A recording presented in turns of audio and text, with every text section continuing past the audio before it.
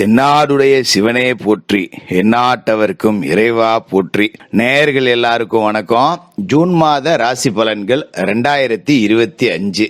ஊரே வியக்கக்கூடிய ஒரு வாழ்க்கை, உங்களோட உண்மையான விஸ்வரூபம். இது என்ன ஜோசியரை எல்லா ராசிக்கும் ஒரே மாதிரி தலைப்பு கொடுத்துருக்கீங்க அப்படின்னு நீங்க கேட்கலாம்.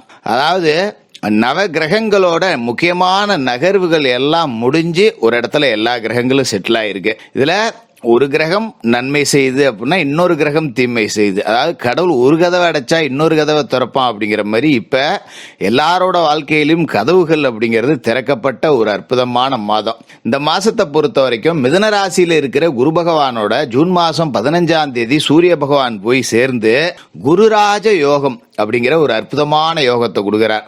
இதே காலகட்டத்தில் சுக்கிரன் மேசராசியில பயணிக்க போறாரு. புதன் மேசம், ரிஷபம், மிதுனம்னு 3 ராசியில பயணிக்க போறாரு. இதுல முக்கியமான விஷயம் என்னன்னா, நீச நிலையில இருந்த செவ்வாய் பூமி காரகன் அவர் கடகராசியிலிருந்து 8ஆம் தேதி பயிற்சியாகி போய் சிம்ம ராசியில ஞானகாரகன் கேதுவோட இணைய போறாரு. அப்ப எல்லாருக்கும் ஒரு அற்புதமான யோகம் அப்படிங்கிறது இந்த காலகட்டத்தில் கிடைக்க போகுது. எல்லா ராசிக்காரர்களுக்குமே இருக்கு. இது நவ கிரகங்கள் கொடுக்கக்கூடிய ஒரு பரிசு அப்படின்னு எடுத்துக்கலாம். அப்படிப்பட்ட கிரக அமைப்புகள் இந்த மாசத்துல இருக்கு. சரி, உங்களோட ராசிக்கு இந்த கிரகங்களோட நிலை, இந்த கிரகங்களோட ராசி மாற்றம் என்னென்ன பலனை கொடுக்க போகுது, நீங்க எந்த இடத்துலலாம் விஸ்வரூபம் எடுக்க போறீங்க அப்படிங்கறத நம்ம பார்த்துருவோம். ரிஷபராசி நேயர்களே, உங்களுக்கு இந்த ஜூன் மாசம் எப்படி இருக்கு அப்படின்னு பார்த்தோம்னா, ஒரு விபரீத ராஜயோகம். இது ஒரு அற்புதமான அமைப்பு கொடுக்க போற விபரீத ராஜயோகம். அதே மாதிரி குருராஜ யோகம், 2 அற்புதமான யோகங்கள் அப்படிங்கிறது இந்த ஜூன் மாசத்துல இருக்கு.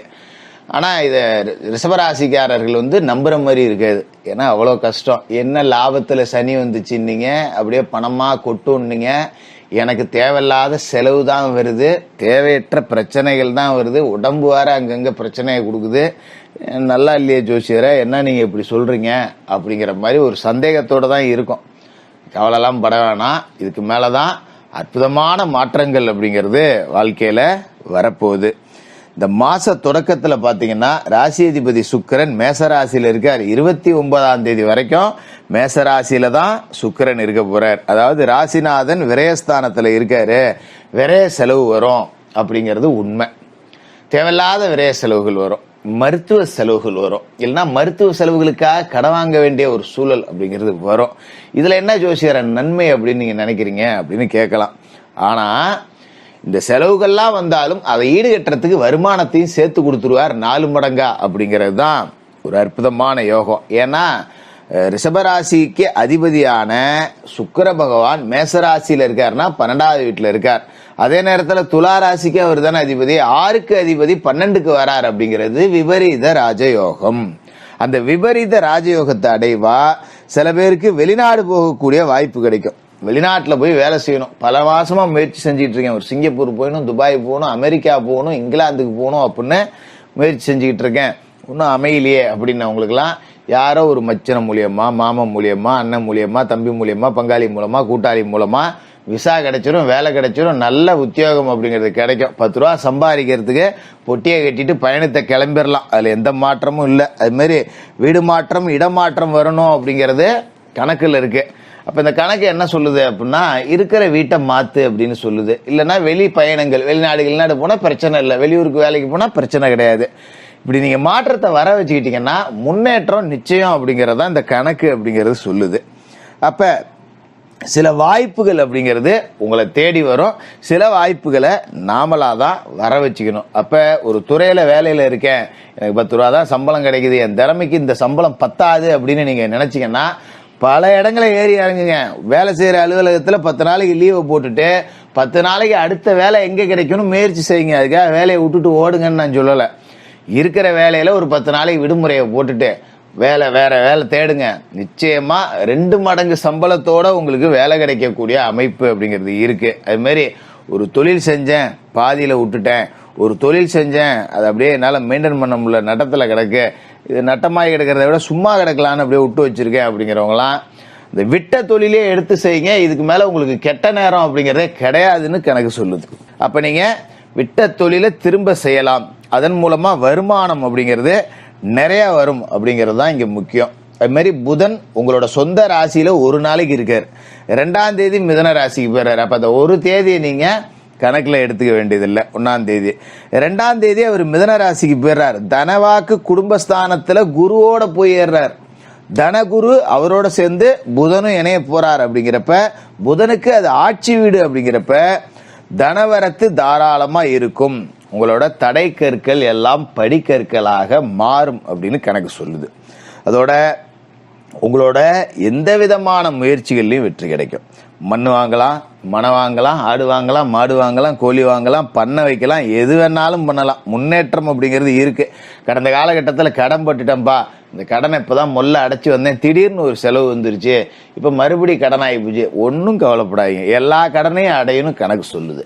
அப்ப இதை வச்சு 10 ரூபா நீங்க இன்னும் முன்னுக்கு வரலாம் அப்படிங்கிறத கிரகங்களோட கணக்கு அப்படிங்கிறது சொல்லுது. அதோட இந்த மாசம் 8ஆம் தேதி கடகராசியில நீசம் அடைஞ்சிருந்த செவ்வாய் சிம்ம ராசிக்கு போய் ஞானகாரகன் கேதுவோட இணைகிறார். உங்களோட ராசியை பொறுத்த வரைக்கும் 4வது வீட்டுல இந்த செவ்வாய் கேதுவோட சேர்க்கை அப்படிங்கிறது இருக்கு. அப்ப ஊர் மாற்றம், இடமாற்றம், வாகனம் மாற்றம் அப்படின்னு நான் ஏற்கனவே சொன்னலாம். இந்த கணக்கும் அதை தான் சொல்லுது. அப்ப நீங்க கூடுமான வரைக்கும் வெளியிடங்களுக்கு வேலைக்கு புறப்படலாம். குண்டு சட்டிலேயே குதிரை ஓட்டிக்கிட்டு இருக்காம, வீட்லயே குந்திக்கிட்டு வேலை செஞ்சுக்கிட்டு இருக்காம, உள்ளூர்லயே குப்பை ஓட்டிக்கிட்டு இருக்காம, உங்களோட முயற்சிக்கு இன்னும் பெரிய இடம் இருக்கு, தேடி ஓடுறான்னு கணக்கு சொல்லுது. அப்ப நீங்க நிறைய வேலை தேடணும். வெளியிடங்களுக்கு பயணிச்சிங்க அப்படின்னா பெரிய அளவுல வெற்றி அடையக்கூடிய வாய்ப்பு அப்படிங்கிறது இருக்கு. ஏன்னா லாபத்துல சனி, தனத்துல குரு, இந்த அமைப்புலாம் சாதாரணமா கிடைக்காது. இந்த 2 அமைப்பும் உங்களுக்கு கிடைச்சிருக்கு அப்படிங்கும் போது பெருசா ஓடணும். நீங்க ஓட்டத்துக்கு அள்ளிக்கிட்டு வரலாம் காசை. ஏன்னா லாப வீட்டுல சனி, 10ஆம் இடத்துல ராகு, 2ஆம் இடத்துல குரு, இவ்வளவு கிரக அமைப்புகளை வச்சுக்கிட்டு காசு இருக்கு, இல்ல கடன் இருக்கு, இன்னும் செலவுக்கு கூட பத்தல அப்படின்னு புலம்பிட்டு இருந்தீங்கன்னா தப்பு கிரகங்கள் மேல இல்ல, உங்க மேல. நீங்க தேடி ஓடுங்க, உங்களுக்கான வாய்ப்பை அள்ளி கொடுக்கணும் தான் கணக்கு சொல்லுது. அதனால கூடுமான வரைக்கும் உங்களோட முயற்சிகளை அதிகப்படுத்தணும். இருக்கிற வேலையிலேயே 10 ரூபா கிடைக்குது, எனக்கு இதை வச்சே போதும் அப்படின்னு செட்டில் ஆகிட்டு கிடந்தா திடீர் செலவு வர்றப்ப 10 ரூபா கடன் வாங்க வேண்டிய சூழல் தான் வரும். அதை மறந்துடாதீங்க. அதோட குரு பகவானோட பார்வை அப்படிங்கிறது உங்களுக்கு கடனெல்லாம் அடைக்கக்கூடிய யோகத்தை கொடுக்குது. குரு பகவான் உங்களோட ராசிக்கு 6வது வீட்டை பாக்குறார், கடன் அடையக்கூடிய இடத்த பாக்குறார், எல்லா கடனையும் அடைக்க சொல்றார் அப்படின்னு கணக்கு சொல்லுது. அப்ப 8ஆம் இடத்துல குரு பார்வை உங்களோட சிந்தையில தெளிவை கொடுக்கும். படுத்து தூங்கினாலும் எந்திரிச்சு ஓடுறான்னு சொல்லி உங்களை கிளப்பும். அப்படிப்பட்ட அமைப்புகள்.